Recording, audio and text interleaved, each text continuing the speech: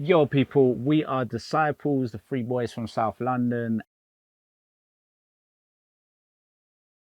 Major labels. I didn't even say anything. Everyone's talking here. Yeah. We know where we're going. We know where we're going. We know where we're going. I think we're coming into an age now where it's important to control your own music, because I think the sort of system before, well, currently as well, is sort of the business side of things is controlled by the corporate world, and I think that's started to shift a lot now, where I'm not sure. You have to be in that world if it makes sense, and if not, a lot of the time it makes sense to release your own music because you can, and then you kind of have a bit more creative control over when you want to put stuff out, and you're not at the mercy of other bands or artists who are on the same label, even not even just the people you're working with. So it's you could have a lot more free reign of building your brand and having a plan over a year. And A&Rs as well, at labels, they can slow things down as well. They might not have the same vision. Yeah. At the same time, sometimes we've been in a situation where we've had batches of records, but they'll sign the first one, and then we think we have the rest of the records, but because they weren't signed into the deal, it's I don't think you should go in that direction. I don't think that's working. Then you find out that you're going to have to make another batch of records because the team or the A&R over there doesn't really like the rest of the records. They only like the one that they signed. So that can slow you down as well. It's all about momentum, and especially in this day and age. And I think people have got a lot more smarter knowing that. We can dig deeper into having your own masters and getting with distribution companies that give you 80% and they have 20. It's the other way around. It's shifted now. And distribution companies have helped artists. But at the same time, I think everyone thinks, oh, go independent, go with a distribution company. It's easy. You'll start making money off your masters. It's not easy like that. You find that the acts that actually do go independent and have success have built their actual fan base for over 10 years, and they're having success now. They've probably come from a label, And the labels built them up. So my advice was, don't diss the majors, but just don't get into long-term deals with them. Let them help you out if you need that leverage. So for example, like let's use us, or you could use me. Like when I first started, I needed money at the same time as producing and having fun. I still needed to survive. If I went on the independent route, I wouldn't have been able to fund Disciples with the boys. I wouldn't have been able to survive in general. So when a big label's throwing money at you saying, here's an advance, which isn't big money at the time, but you need it, you're like, okay, take the records, because I've now got 20 grand in my account, but not thinking, oh, actually, I'm going to be taxed half of that and blah, blah, blah, this and that, blah, blah. So, but you might need that money then. And if it can get you to the next stage, just make sure you've got a good enough lawyer that they know it won't tie you in for years upon years upon years. And there's loads of other options, because you want to use that as leverage to then go independent. And I think we've done enough over time to actually say it's time now to put out more music and go independent, because we don't want to waste any time. And we know we've built the fan base over years. So you better buy those records, kids. I have some pointless grades I play keys, so I got up to like grade 6 or 7. I wouldn't say pointless. What it does, it makes you disciplined in having to learn an instrument. And then through that, I understood theory. But I understood theory more by trying to replay songs I loved rather than learning Chopin or Beethoven. And obviously I went to university and did a degree on music technology, which was also 3 years a waste of time. No, I'm going to be real, like, you don't need that. And there are some fantastic courses out there now, which are, I'd say today's world is definitely better for courses than it was back in my day. My day, you just had to be around someone who knew something. So I worked at Dairy Studios just running teas for people for 2.5 years before, and then I sat next to them and had to zero the desk, which is basically making these kind of desks all back to zero after a session. So that's how I learned how to use studio equipment. So that was the best way of learning back then. So you say on the ground is the best way of learning? I think it's the only way to learn. I think you can do courses and some great courses now, but doing it and being around people who know more than you is for me the fastest way, and should be celebrated more. And more people maybe in our position should take on younger people to give them that experience. You know, I know Gavin's like, you've been quite an advocate of like teaching and helping younger people, and you even wanted to open up a school at one point and things like that, because we come from an era where we didn't have much access to what we do today.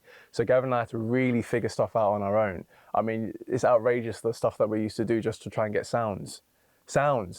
Now sounds are just everywhere. Like you can go on Splice, you can go wherever and just get that. But the way we used to make sounds before was just, I mean, you don't even want to know. It's just ridiculous. So yeah, I think there's definitely a benefit to having theory, definitely, but it's not as important as people might think. It's changed over the years. We definitely all know our roles in the studio, but the way the songs come about has changed more. I'll definitely be in the driver's seat for a lot of the sessions, but the ideas can come from anywhere. Like Luke will bring in an idea or a session idea because he's found someone that is amazing, and then we'll like bring them into the studio and we'll create something amazing, or he'll already have a beat idea that we'll work on. Gavin's very good at finding artists that are kind of unknown and that can connect with our vibe. So he'll bring in those suggestions, and then when we're actually in the studio sessions together, we never actually start. If we start from scratch, we never actually touch the keyboards or anything until we've had a deep conversation with the person who's coming in. Because I think the most important part about doing a session is actually nothing to do with making the song. It's actually breaking down those barriers that are up, because you have to be completely vulnerable to get the best out of any musician. So we end up spending an hour or two just talking about life, talking about what happened in that day. And that's how a lot of our great songs came about. Like How Deep Is Your Love we didn't start making that song until 3-4 hours into the session. Like no chords were played, nothing. And Gavin got Ina to open up about her love of old school house music, Missing You, everything but the girl, that kind of stuff. And then I was able to play chords based on that conversation. So I got deep into what was being said and just let the hands do the talking. So I think that's the most important thing, to break down barriers. And then from there, it's just like a melting pot of ideas, just throwing stuff at the wall and seeing what sticks. Our pages come away messy, hundreds of channels, throwing in loads of ideas, not deleting anything. It's an absolute bomb. It's disgusting to look at, to be honest. I don't know how anyone could make sense of it, but that just shows that it's all three of our ideas. It's like three brains come into one, and it actually looks like that on the page. So we all have setups in some way. I built a studio, moved out to the countryside. I had enough of the town, built a studio, and we tend to work there because, yeah, it's kind of in, like, Gavin's not too far from me. Luke can just fly down on the motorway, and then we spend hours, if not days, there, just locked away, just making beats while, you know, the birds are chirping. As opposed to our previous situation, which was in Shoreditch, where it was like brick walls, heavy, a lot of influences, to be honest. But I think us now all having our houses and being at a different stage in our life, I think we like to get away and make music. We'll come to this studio now if we've got a session with someone we don't know, but mostly we like to go to mine. My wife makes us food as well. For lunch and dinner and stuff, and then we'll get on the biz and we'll make some good music, or not. We'll just chat shit for like hours on end and then go home and realize we didn't do anything. But not doing anything sometimes is doing something, you know. Sometimes that's why music is so long. It's everything that it takes to get to a song is not just, oh, you know, make this tune, do 13, 14 versions of it. It's like, where are you at in your life? Should we just have a conversation today? Let's see what's really, you know, floating our boats. And that conversation can take hours, if not days sometimes. So I think I love the process of making music and being almost subservient to it, because a lot of people will get in the studio and just try and do something, whereas we kind of let it happen naturally. And yes, it takes us long to do songs because of that, but I think that's the most, I think that's the most elegant way of doing stuff, especially in the creative world. Biggest difference, we're probably better back then, to be fair. Less inhibitions.